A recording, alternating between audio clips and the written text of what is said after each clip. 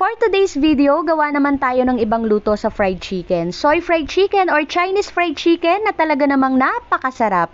Sigurado mapaparami ang kain mo, partneran mo pa ng masarap na gravy. Nako, sira na naman ang diet mo. Tignan nyo naman yung loob niya, napaka-juicy at yung balat talaga namang napakasarap. Gusto mo rin ba? Tara, luto tayo. Sa isang mixing bowl, maglagay tayo ng 6 cups ng tubig, 1 tablespoon ng asin at 1 tablespoon ng asukal. Haluin natin ito hanggang sa matunaw na yung asin at asukal. At ibabad yung 5 pieces chicken leg quarter for 15 minutes. Ang tawag dito ay brining. At habang nakababad yung ating chicken at hinihintay natin yung 15 minutes na matapos, sa isang kasirola maglagay tayo ng 7 cups ng tubig, 4 na butil ng bawang, 3 sibuyas at katamtamang laki ng luya. Hiniwa ko na ito ng medyo malalaki. Maglagay din tayo dito ng 1 cup ng soy sauce, 2 star anise, 3 piraso ng dahon ng laurel, 1 teaspoon salt, 1 teaspoon pepper, at 2 tablespoon ng asukal. Maglalagay din pala ako dito ng halagang 10 pesos ng spring onion. Haluin natin ito at optional lang po ito pwede pa tayo ditong maglagay ng additional na seasoning para sa additional na lasa. Haluin natin ito at pakuluan ng mga 15 minutes. And after 15 minutes, ilagay na natin yung chicken. Pakukuluan natin ito ng mga 20 minutes sa mahinang apoy at hindi na po natin kailangan pang takpan. Kung tatanungin po ninyo kung hinugasan ko pa ba ito galing dun sa pagkaka-brining, hindi na po. Diretso na po natin itong pakukuluan dito. Habang pinapakuluan natin yung chicken, gawin naman na natin yung chicken gravy. Magtunaw tayo ng 2 tablespoon ng butter at maglagay tayo ng 2 tablespoon ng flour.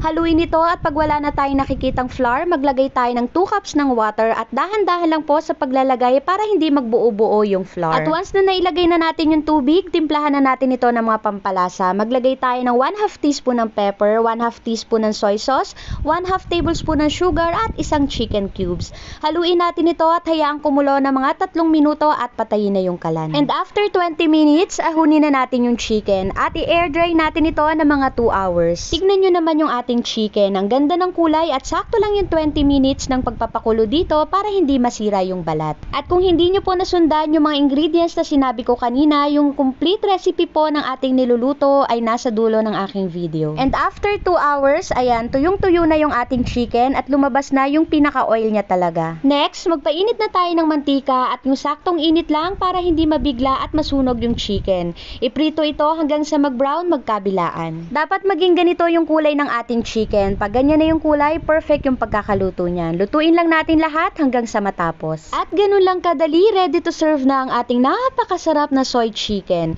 Itsura pa lang talagang nakakatakam na. At syempre, dahil ako ang nagluto, ako rin ang unang kakain. At yung hindi ka gumastos ng mahal pero pang restaurant naman na ang sarap. Sa sobrang sarap nga nito, talaga namang napakamay na ako. At yung gravy, legit ang sarap. Saktong sausawan para sa ating fried chicken. At nanuot talaga yung lasa sa laman ng manok.